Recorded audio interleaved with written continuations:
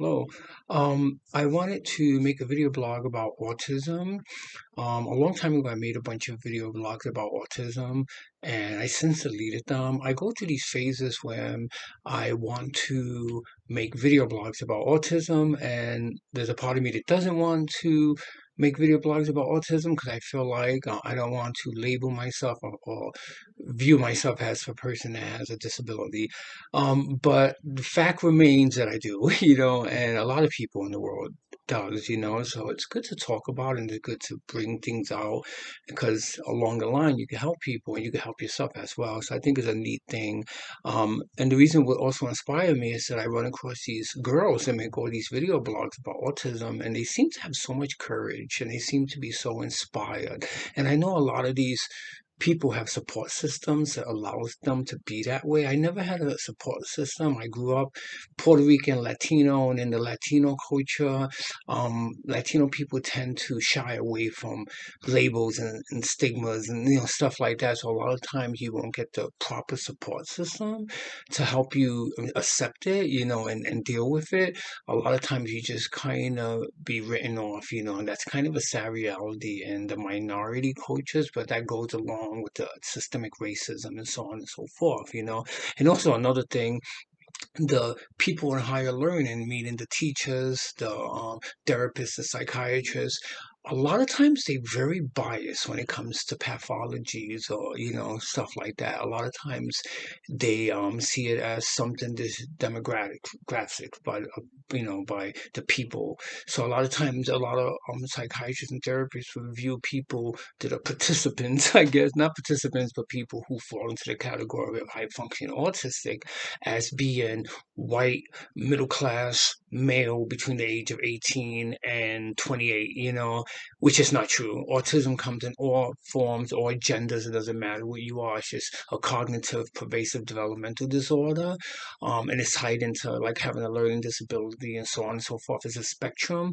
So, meaning that there's a lot of different pathologies underneath the spectrum. You have to find out what pathology you have in order to be diagnosed, but like I said, it's very biased and it could be very racist. Like a lot of times, if a black person go in to get a diagnosis from a therapist, if the therapist is a white therapist, the therapist will always opt for the pathology of ADHD rather than the pathology of high functioning autism or Asperger's syndrome, because a lot of times they will view it as a white man's problem, not so much a minority problem, which is not true. That's one of the sad realities of that world, of the higher learning psychiatric world, But I was diagnosed with autism when I was very, very young, when I was like, I think, I don't know how young, 10 years old. Now they say you can't diagnose kids when they're 10 years old, but back in the days they did. And I was diagnosed, but back in the days it was just autism. It's called learning deficiency, I think. They don't use those words anymore. It's called under learning development or learning deficiency or mentally challenged, those words they were used in the 70s and 80s. They don't use those words anymore. Now it's just functioning or to high functioning or classic autism. The classic autism is the autism that we're accustomed to seeing in society, like in the supermarket we see a kid, yelling and screaming and the woman and the mother's grabbing the kid and everything, and you know clearly that kid's probably on the autistic spectrum. That's called classic autism. And then you have high functioning autism. Then you have these subgroups that are more tied into the savant, which is the creative type, which is I fall into that category. And they used to call those kids integos back in the 70s and 80s and stuff, but they more in alignment with Asperger's, and Asperger's is a term that's not used anymore because psychiatrists opt for the more broader term, which is high functioning autism, which with pervasive developmental disorder. So that's what I have. But when I was diagnosed back in the days, it was just um, with autism and stuff, And for a long time, I was just written off as a person that was a troublemaker because I had all these autistic symptoms and the way it was back in the day, especially pertaining to people of color. Whenever you act out in any kind of way that was cognitive, they saw it as something that you have control over, and it was something that you did like if you did weird things, they would be like, "Well, you're just a weird person or something's wrong with you," rather than saying, well, maybe maybe there's something cognitively in this person's mind. Maybe there's something that's tied into their neurological process system that's making them behave in this way, like they do with white children. White children, they always look for, the reason why people are the way they are, and there's a lot of sympathy given to like white society over people of color. I mean, things changed a lot in recent years, in the last 10 years, I guess, but it was really bad in the 70s and 80s when I was coming up and stuff. So I always was written off as ADHD, which I don't have ADHD. And to this day, people still say that. People still say, oh, you have ADHD, that's why you're all over the place. It's not true. I have Asperger's, and Asperger's is a very similar overlapping, symptoms that coexist with ADHD. So a lot of times it's really hard to detect if a person has ADHD or if a person has high functioning autism. I have high functioning autism.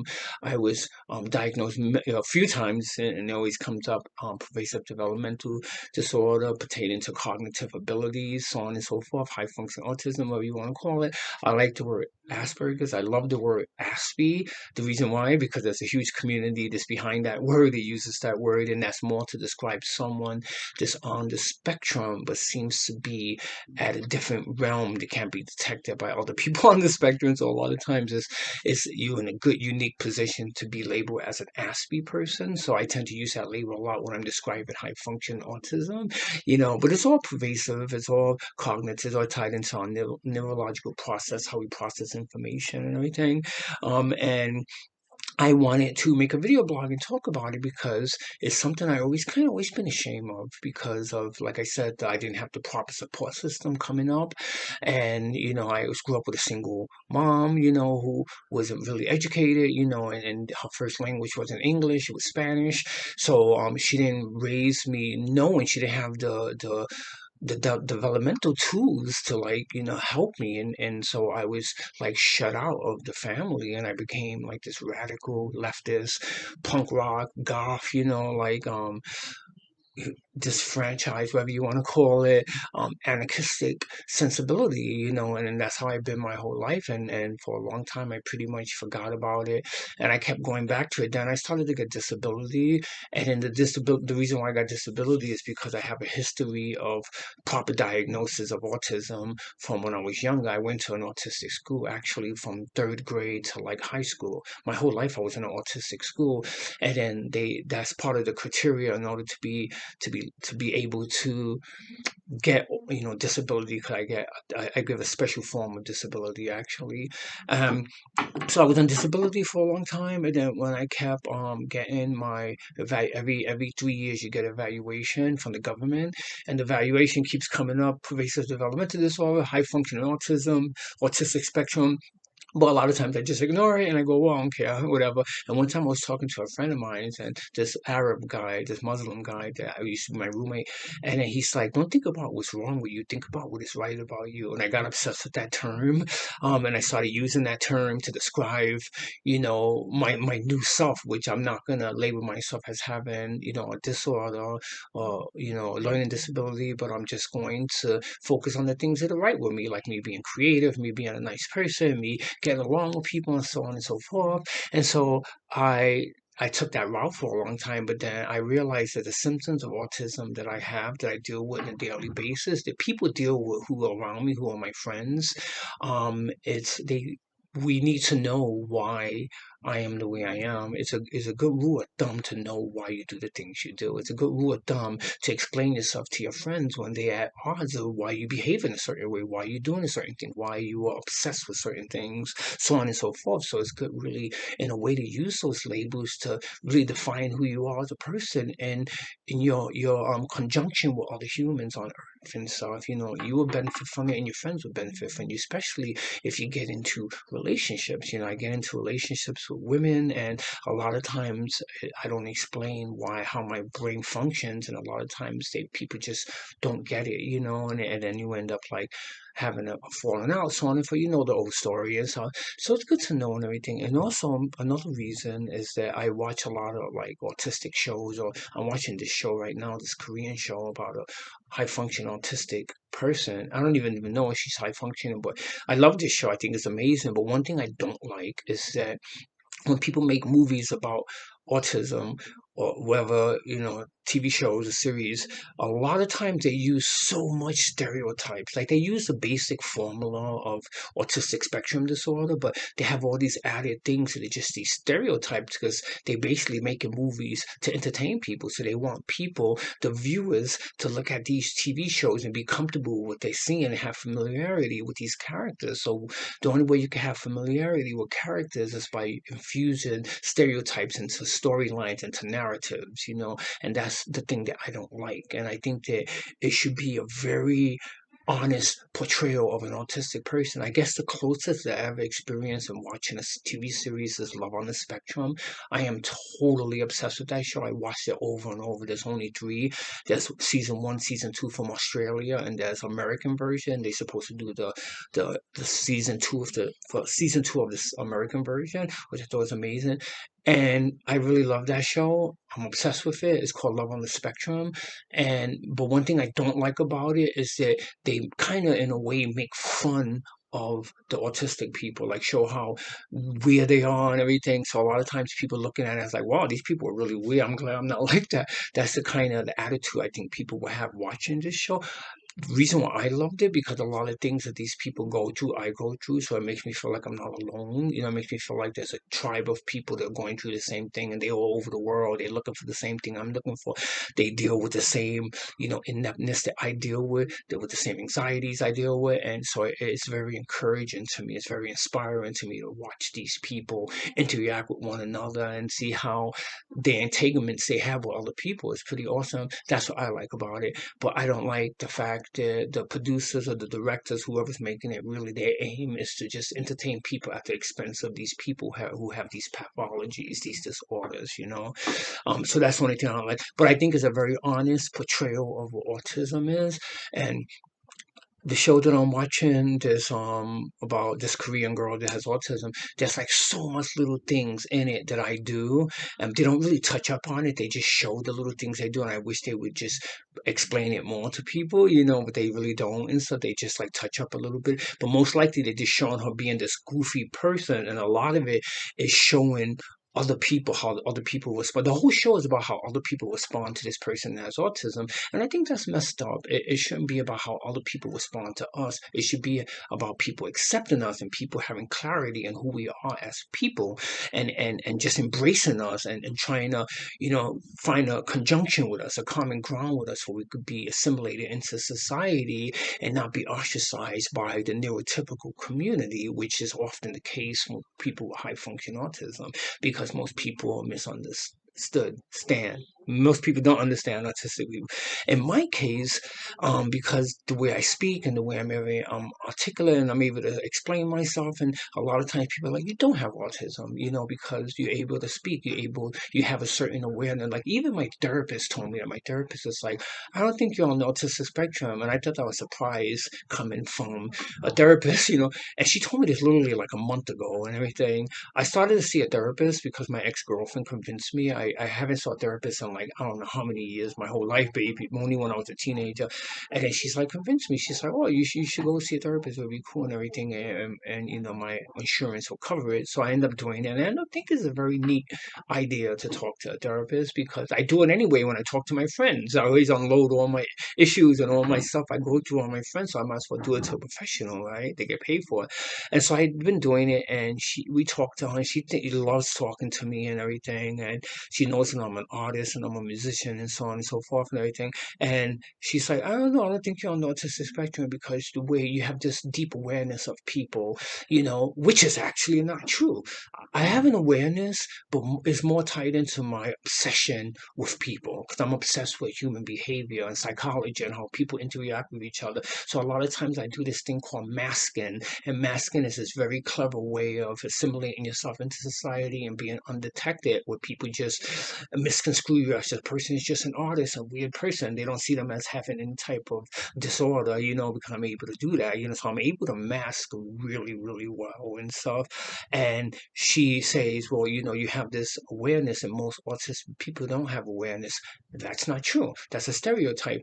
Most autistic people on the spectrum, especially on the higher end of the spectrum, they have a deep awareness. Think of someone like Steve Jobs, or someone like Picasso or Mozart or Tim Burton, like all these people on the autistic spectrum, and they have a deep, deep awareness, because it's not about not having awareness, is about being socially inept and feeling like out of place and feeling like you can't really relate to people because your cognitive way of thinking is so different, because it's all tied into the news and your brain and how you process information, and also it's tied into language, how you present language, how you see language, and everything.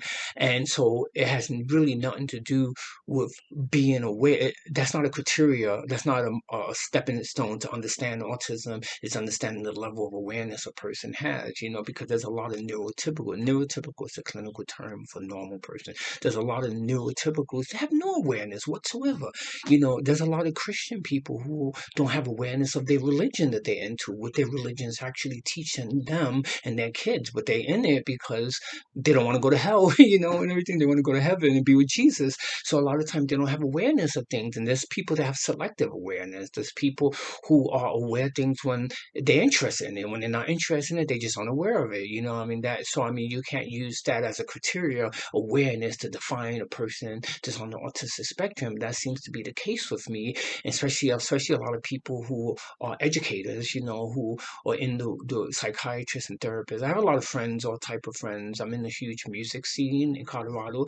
So all my friends are like doctors. I mean, they're all different. Some of them are rich, some of them are poor, whatever. And so a lot of times when I run into people who are like in higher education, who are in the therapy world, I guess a lot of times they're like, you're not autistic because you have this awareness. And I'm like, who are you thinking about?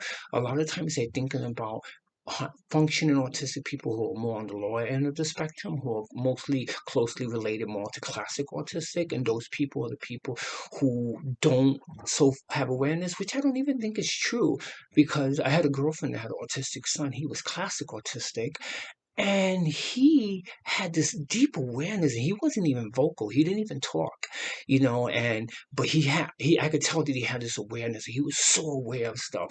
But see, it's tied into like, this is why it's a learning disability. The reason why it's a learning disability, because if you think of what the word learning really, really means, when you're looking at the word learning, it's really from the angle of, or the perspective of, higher education. So when a person's saying you have a learning disability, they're saying you can't learn what I'm trying to teach you, because what I'm trying to teach you is the right way, is the ultimate solution, and you need to learn this way. If you don't, then you can't learn this, then you have hence a learning disability. So that word is really a word is unfunctional in the description of a person with high functional autistic. Because for one thing, a person with high functional autism is on, they process information differently. So I'll give you an example. I have a bunch of examples, but I'll give you the most closely example that I know of. So like if a person goes up to someone and their father died, and the person's like, oh, for a person, hey, how you doing? He's like, oh, I'm okay. Oh, my father died and everything. And the first thing I'm talking about neurotypical normal people, they would be like, oh, I'm so sorry. Put their hand on their shoulder and be like, oh man, I'm so sorry. He was a great guy. Whatever, console him, whatever, and everything. Which is a learned behavior. That's something you learn when you're a kid, when you're growing up, when you're a teenager. You learn to be sympathetic when you hear bad news. That doesn't necessarily mean that's what you feel in your heart, but you know how to do the movements. You know how to act the part. You know how to make the person feel consoled. That's what you learn to do. Now, people with learning disorders, I guess, or learning disability, and they process information differently on the autistic spectrum, they don't know how to do that because there is this pure honesty in the heart of a person that's on the autistic spectrum. So a lot of times they have this thing called singular thinking, which is they think one way. A lot of times people think black and white. It's not true. They think one way. They don't think black and white. They just think one way. And a lot of times it has to do with the information. So take that same scenario and place it on an autistic person. And I've been to this experienced many, many times. If a person say, you call them, say, hey, how's it going? Hey, my father died. Autistic person would just look at them and just process the information. So they would be more honest about their feelings, you know. So if the autistic person never knew the father and don't know this person that well, they won't feel that much sympathetic feelings because that's just an honest way to be, you know, to like react to how you feel inside. So I don't know you. I don't really know your father, so I'm not going to be all crazy about your sadness because my information is processing my emotions because you gave me some information. So that's kind of a truthful way to interact with someone, is just to be honest about how you feel about the person. I know it sounds really horrible to some people because they're like, how, wow, you know, just be, it doesn't matter if you know the person's in pain, feel their pain. But that's just not how the process system works in an autistic person's brain. So me, my family disliked me when I was growing up because I just never, they thought that I was so apathetic to everything because I just wouldn't, you know, go through the emotions. It's just, I was unable. I couldn't do it. I couldn't relate to people's suffering because of just how my brain processed information. It wasn't that I wasn't an uncaring person. I actually am a very caring person, more so than most normal people and stuff. But the thing is, it's misplaced, you know, reflections, or not reflections. It's misplaced, you know, is a analog, is something in my brain that is not being distributed, it's not connecting to the other person, you know. And that's what it's all about for autistic people. You know, the word autism means, is it comes from a Greek word, and it supposedly means alone. It means to be by yourself within your faculties, which is your brain. So a person that has autism, they alone. But most people who are conformists, who live, you know, the good consumers in America, you know, normal people, they are connected to a broad society. They're part of this umbrella of humanity, and they feel that on a daily basis. They may get pissed off. They may not like people. They may have like antisocial personality traits, so on and so forth. But there's a sense of this connectionness with the broader society. Autistic people don't feel that, you know, because we're so different. Our brains operate so differently that we don't feel that. We don't feel accepted by broader society. We feel misunderstood, you know.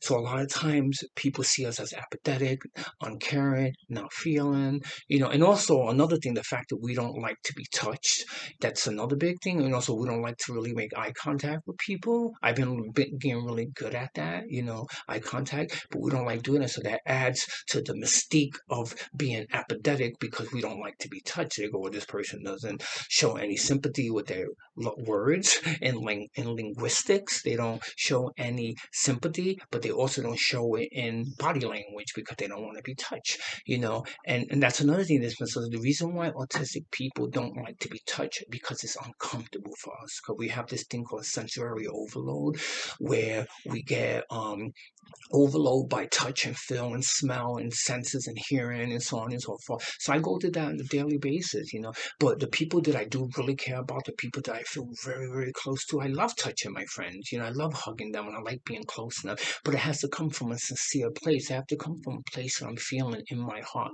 for this person, not from a fake, contrived place, you know, the you know, utopia thoughts in my head, these weird utopian thoughts in my head, and I just want to run with this emotion because it feels good, you know. And it doesn't come from that place. It comes from a real place. And that's not to say the neurotypicals that are being sympathetic to their friends are not real.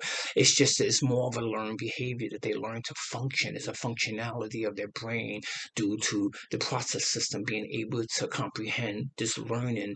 They're just learningness, I guess. I don't know if that's a proper word, but the learningness of what they learn by the educational and higher education and the religious institution that teaches these people and groom them into being like adults, functional, neurotypical adults, which in effect is kind of like an imprisonment, because a lot of times it's just like people thinking in this way that is this conformist, and it's all tied into like grooming society to become good consumers. You know, really that's really what the whole neurotypical world is really about. It's about grooming Americans or Europeans, whoever you want to call them, in these, first world countries to be good consumers, to buy products, to spend money, to get educated, to buy cars, to buy houses, to go in debt, to be in debt, and so whatever, so on and so forth. So really, that is the aim of learning. It's like, let's teach this person something. First and foremost, we're going to teach them how to get along with other kids.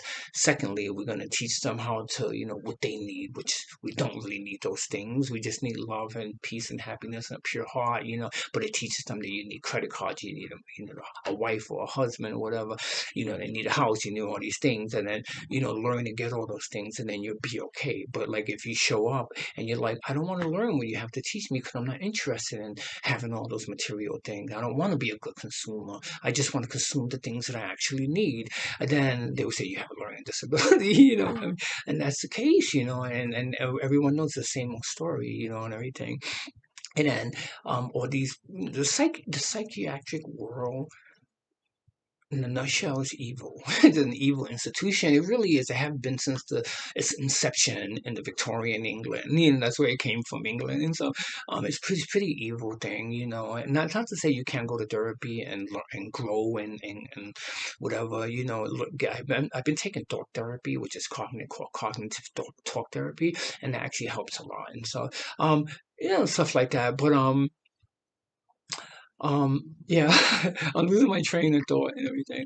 But no, I want to be more like, I think there's so much people that read my stuff that I post, and I think a lot of them are on the spectrum, but they think they have these other things going on in their brain, like bipolar disorder. Like, I used to run into this guy in the golf club. He used to tell me he was borderline personality disorder. I know unequivocally that this guy has autism.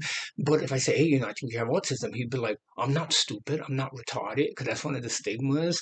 But actually, it's not. You shouldn't think a stigma is applied to autism. I think it's great. There's so much awesome, amazing things autistic people have in their brain, But I know this person is not borderline personality disorder. But I think that I want people to know that maybe they should look into it, because maybe you could have autism, and autism is not something that you need to take medication for. It's something that you can live with on a daily basis. Yeah, you tend to be weird artists, like me, and the reason why is because I am in control of my own thoughts. I'm in control of my own brain, and I'm self-expressive, and so that seems odd living in a world that is so contrived, where everyone follows everyone else and everyone wants to be like everyone else, because that's just a safe, realm to be in. Is like everyone's obsessed with being accepted into a group. I don't care about that. I don't care if I'm part of a group. That's not to say that I don't like people. I love being around people. I do have my own group with a bunch of weird queer people and stuff, and they spread out whatever and stuff. And I'm in a band. I'm a musician. I'm in two bands, and so on and so forth. And so, like, I love that. I have my little group, my tribe, and everything. But as far as being connected to like the broader world, like, I just feel like a fish out of water, and stuff. Um, but but the whole the aim to this video was that I think that there's a lot more autistic people, more of my friends that are on my friends thing on Facebook that I don't really know, but I know them through Facebook, whatever.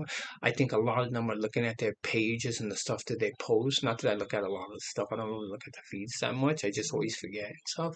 But I think that a lot of them could very well be on the autistic spectrum, and they think that they have some other things wrong with them, or they just feel like they're at odds with the broader world. And I'm like, no, you're not at odds. You're exactly where you need to be. You just have a pervasive developmental disorder, and the reason why you have that is because you cannot learn what you don't want to learn, which is kind of like unfounded in any form of true reality, as what is being taught by the educational system and the colleges and the universities. None of that is really connected to any substantialness of who we are as humans, pertaining to our goal of achieving happiness, really. So we can, you know it's good to like unlearn this stuff, or be like, I can't learn this stuff. I remember the first time that I knew I was autistic is when I was really young. I think I was like 7 years old. And I remember my teacher, she brought everyone down to the basement, and the kids would hold hands and they would sing these songs in a circle and everything. And I remember as a kid being aware of how bad that was. I was like, something's up with this. No, why they want us to be in a circle? Why they want us to hold hands with complete strangers, and sing these songs that we never heard of, that we don't even know? So I found that to be really awesome. My teacher, you know what she did? She took me out of the group, out of the circle, and she put me in the corner. And then she took another girl out of the group and put her in the corner and let us watch these kids have fun in a circle. And the whole time I was looking at them thinking, why are these kids participating in this man-made phenomenon of holding hands, you know? And that's when I realized, that's when I first became a separatist. That's when I first became an anarchist. That's when I first became a goth. That's when I first became a punk rocker. Because I was like, you know what? I'm never going to let anyone make me do something that I don't want to do, which is hold hands with other people, you know, that I don't know, and sing these damn songs that I don't want to learn, you know. I want to sing Cure songs. That's stupid. But you know what I mean, you know?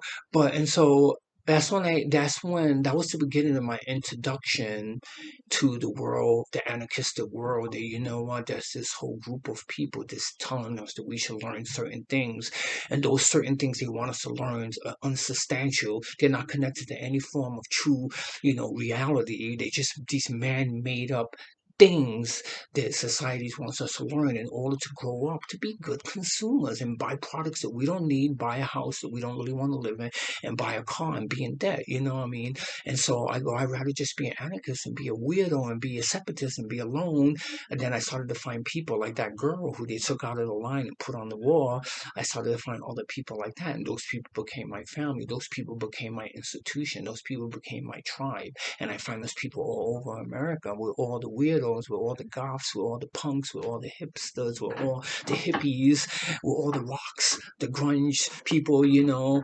And we're walking around not accepting this unsubstantiated utopian way of thinking, which is made by the educational and religious institutions of America, of the world, and we're standing our ground and just being separatists and just being who we are, you know, and yeah, we're on a spectrum. We're all on a spectrum. But we have a learning disability, but not really, you know, because we're learning what we need to learn to make us happy people, which is to be free from consumerism and to be free from the broader world who's encasing us, imprisoning us in this false utopia notion of, you know, the happiness which is unfounded in any form of true reality, you know, and everything. But I want to make a follow-up video, and I want to talk about my symptoms of autism, because I think that was my first aim in this video, was to talk about the symptoms. I went off on this whole thing, different thing, but I'm going to end this video now, but I'll make a follow-up video.